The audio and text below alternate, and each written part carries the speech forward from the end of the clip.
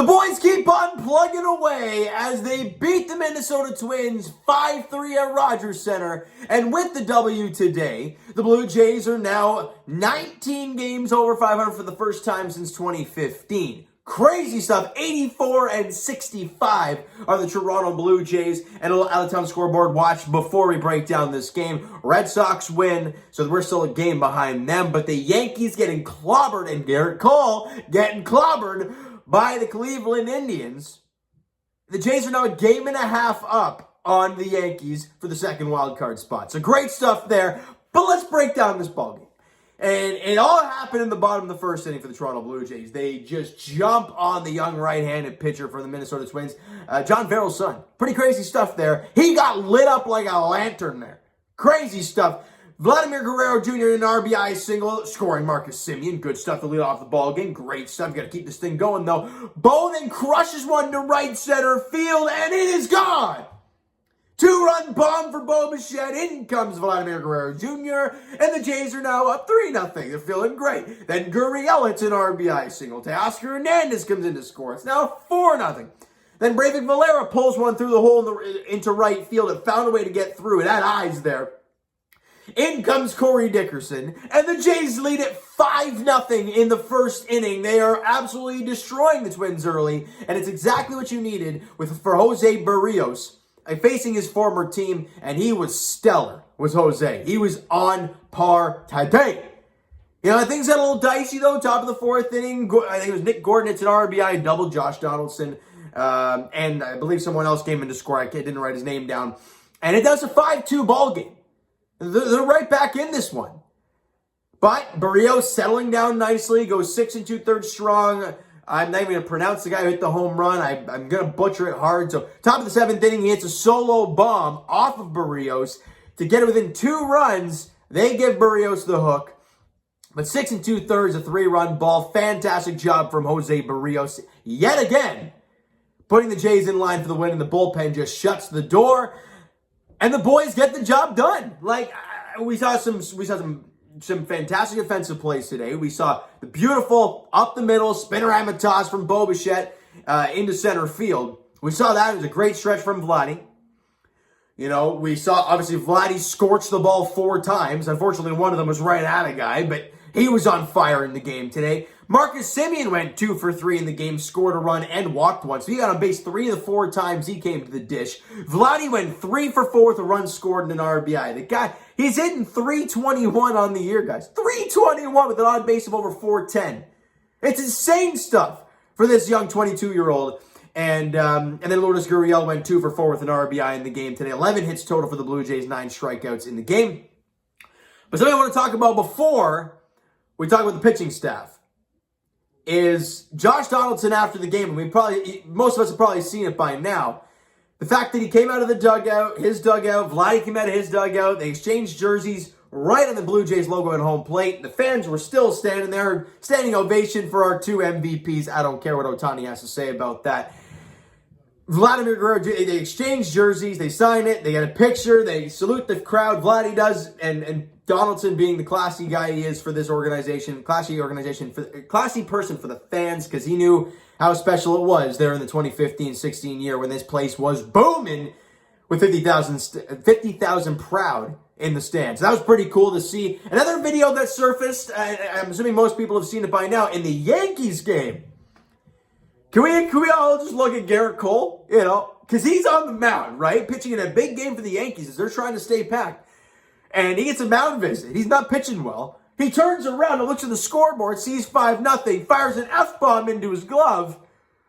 I mean, that's just music to my ears, Jays fans. It really is. Because he gives up 7 runs. His ERA is now north 3. So if we're looking at Robbie Ray, I mean, there's no way you can give it to Garrett Cole. I'm sorry. You just can't do so.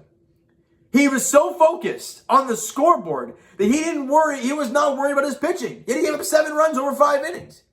Robbie Ray for Cy Young. Just firing that out there. Seems pretty obvious at this point. Speaking of Cy Young, the Jays pitching staff. Well, not all of them. But Jose Barrios was dominant in this game. 6 2/3, 4 hits allowed, 3 earned runs, 4 strikeouts, and a walk. Again, all soft contact. Got some, obviously 4 strikeouts, but against a team that knows him very well. It's never easy. I did not know what we were going to get from Jose Barrios today because he was facing his former team, the only team he has ever played for. So it was probably a really weird experience for him, but he did a fantastic job. And then Trevor Richards went out there after he got the home run to kind of cool things down. He goes an inning in the third, doesn't allow a hit, doesn't allow a walk, doesn't allow a run, and strikes out 3. Trevor Richards was fantastic out of the Jays bullpen. And then Jordan Romano out there in the 9th inning, just doing what Jordan Romano does. Locks the game down. 1 inning, no hits, no walks, no runs, and gets a strikeout, save number 19 on the year for Jordan Romano. Now, we can talk about, oh, this is the biggest series coming up, blah, blah, blah. And every series moving forward is massive. However, I think we can all agree this is probably the toughest test for the Jays the rest of the way. You have the Tampa Bay Rays at the Trop for 3 games. Starting tomorrow night, and it's Robbie Ray, the Cy Young Award winner, against the youngin, Shane Baez. I think Shane Baz. This is the highly touted prospect for the Tampa Bay Rays, making his first start, I believe, in the big leagues. So that's going to be an interesting one there tomorrow night. It's a 7:10 first pitch there at the Trop. And this Jays team's got to go up there with an approach. I think we've seen time and time again when we have not a lot of information on a guy, or guys haven't faced this team a whole lot, or haven't faced this guy a whole lot, or whatever. They go up there and they just start swinging out the rear. The key for the Blue Jays tomorrow, obviously, is to good pitch well and make all your sound defensive plays. Because the Rays, you give them extra opportunities, they will beat you down. I don't care what we did at Rogers Center this past week, excuse me. Doesn't matter. You won 2 or 3, that's great.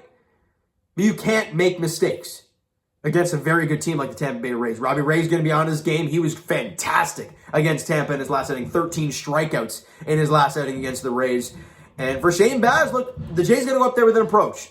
You go up there with an approach against a young hitter, don't start chasing stuff. Hey, good things will happen. The young guy will get rattled, and hopefully good things will happen for the Blue Jays, because with it being only a game and a half up on the Yankees, you have no room for error. Now, the way I look at this, and I said it quite a while ago, I said it was going to be Red Sox Blue Jays in the wild card game. The reason I said that is you look at the schedule, the final 9-10 games of the year for the Red Sox, it's not too bad.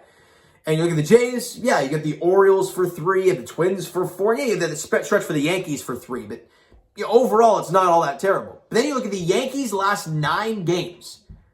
They have the Boston Red Sox for 3 at Fenway. They have the Jays for 3 at Rogers Center.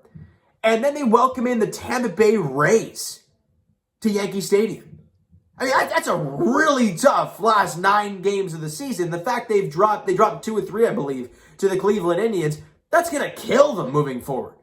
Yeah, they play the Texas Rangers next and whatnot, but those final 9 games, man, they're going to be tough. It's crucial for the Blue Jays, though, to go down to the Trop and get the job done. You got to find a way to scrape out some victories down there in the Tropicana Field, because nothing is pretty down at Tropicana Field. All right, so you know what, guys? That is going to do it for this one. If you enjoyed the video and enjoyed the ball game this afternoon, smack the like button. Do appreciate that. Hit the subscribe button if you haven't already. Comment down below thoughts on the video, thoughts on the game, what you like, what you not like from today's ball game. From the Toronto Blue Jays, Twitter is down below for myself. Follow up, send me a DM, do all that great stuff. Twitter is down below for myself. Follow up, send me a DM, do all that great stuff. I already said that. Instagram is down below as well, so follow up there if you've not done so already. And I will talk to you guys, Jays Edition, obviously, tomorrow night. Game 1 of the 3-game set down at the Trop. I believe it's afternoon game, night game tomorrow. I believe it's tomorrow night. It's either tomorrow night or it's Tuesday. I believe it's Monday, though, because they only have 1 off day the rest of the year, and I don't think it's tomorrow. All right? Jays, Rays, down at the Trop.